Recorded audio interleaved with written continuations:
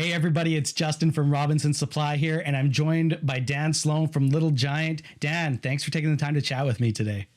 Good morning, Justin. It's a pleasure to be here. Thank you. And we're talking all about sump pumps, big topic of discussion for especially the prairie provinces here in Canada. Just beaten with snow this winter. Horrible, horrible winter. And if we look out the window right now as we're having this conversation, we're experiencing the worst blizzard in decades, they're saying. So obviously, naturally, We with are all this snow is eventually, hopefully soon, but eventually coming melt. And obviously that's going to raise a lot of issues for water coming into people's basements. And I can imagine a lot of contractors are going to be busy replacing pumps, making sure pumps are working, doing service calls out to a lot of houses. That's right. That's right. It's never a bad time to talk about sump pumps, Justin. And we Yeah. are in Winnipeg. We are experiencing a blizzard today with between 40 and 60 centimeters of snow.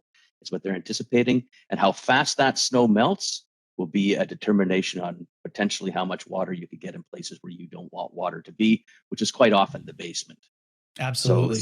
some pumps are your protection to take water away from from the place that you don't want it to be. So Perfect. And working with you, we've kind of summarized 4 key things for every contractor to make sure they're keeping in mind when they're doing these service calls, replacing pumps in homeowners' houses. So the 4 things we've sort of identified: space, horsepower, the switch, and the material. So on this chat, let's talk about each one of those 4 things. So let's dive right in. Space. What should a contractor be looking for in the space that they have to work with?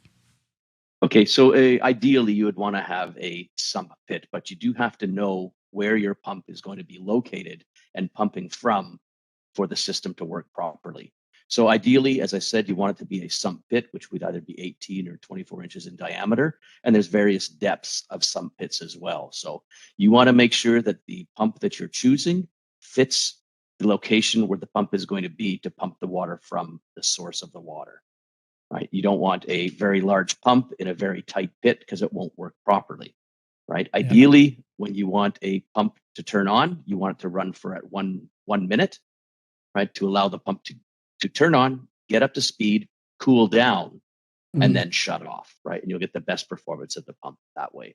So the pit or the location where the pump is a key factor. Perfect. And talking about moving water, that goes into the next one about horsepower. So, how much water you got to move and where you got to move it, right? So, what are some factors to Right. consider when you're looking at horsepower?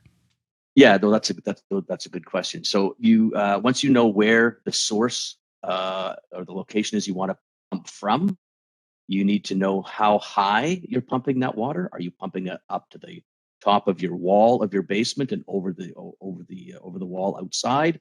Are you pumping it up to the second floor? How high do you need to pump that water? So you'll need to know what we call feet of head, right? How high are you pumping the water straight up? And in order to determine that, there's various horsepowers available. So, of course, typically the stronger the horsepower, the more power you'll have to move water. The other thing that comes into play there is the diameter of the pipe. Okay, so if your sump pump is a 1/3 horsepower and it's got a 1 inch diameter discharge, you want to make sure that you're using a 1 inch diameter discharge pipe. You don't want to be shrinking that down because you're making the pump work too hard. It's basically like blowing air through a straw, right? You got a big Mm, opening, you're trying to push a lot of material through a little tiny straw. That's not good for the pump. On the same token, is if you have 1 inch discharge and you expand that to 2 inch, you're going to get a lot of pushback. The pump's going to have to work a lot harder to push that material up and over the that makes wall sense. outside. So you need Excellent. to know how high you're pumping so you can determine the performance of the pump to make sure that the water is going to get moving up over the wall and outside where you want it to be. Perfect. Let's talk about the switch because there's 3 that I know of. There's the float switch, vertical switch, and diaphragm switch. What's the difference, and when would one make more sense than the other? Sure. Um, yeah, and that relates back to the size of the pit or the source of what your pump is housed in to pump the Okay. water, right? So there's really 3 primary switches, as you talked about. There's vertical, tethered, and diaphragm. Okay, so if you've got a very small area, right? We have a vertical float switch, which is essentially a stick and a float moving up and down the stick. As the water floats the float floats up the stick, right? And when it reaches the top, it pushes the button to turn the pump on.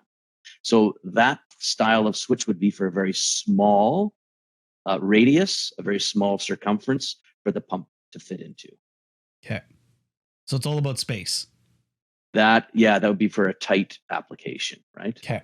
And then you have a tethered float switch, which would be, a switch on the end of a cord, right? So that would be a tethered switch. What will happen is this will be connected to the pump. This float will float around inside the sump pit, right? And when it reaches the top, there's a ball bearing that turns the switch on, or that makes the connection rather, and turns the pump on to start the pump. The pump will run until the switch floats all the way back down, and the minute it inverts, the ball bearing falls away from the connection and the pump shuts off. Oh, that's cool. That makes sense. So, and that's obviously going to be more ideal when you have a lot more space in the pit. Yeah, if you have a lot more space, what you need to avoid is, of course, that switch getting caught up on the side, right, of the sump pit.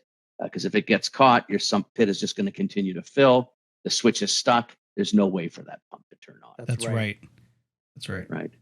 And the third style of switch is a diaphragm switch, which basically looks like an inverted horn, right? And as the water comes up, it creates an air cavity. And as the water rises, the pressure of the rising water pushes that air bubble that's trapped inside that inverted horn. It pushes the switch on.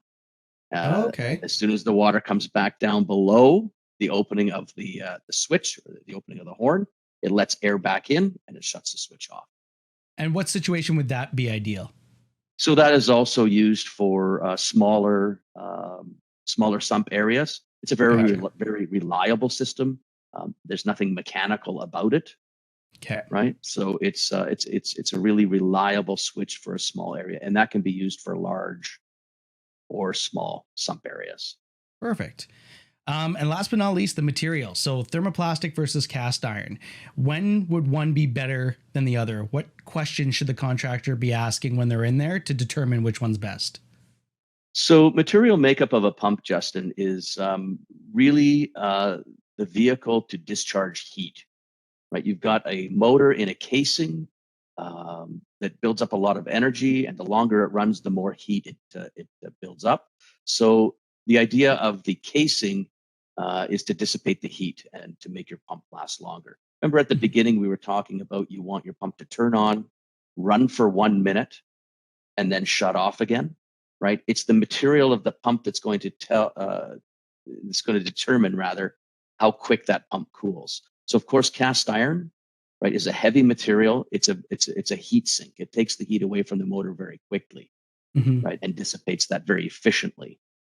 Plastic will heat up quicker than cast iron, and it also expands and contracts at different rates as well. It takes a lot of heat to expand cast iron.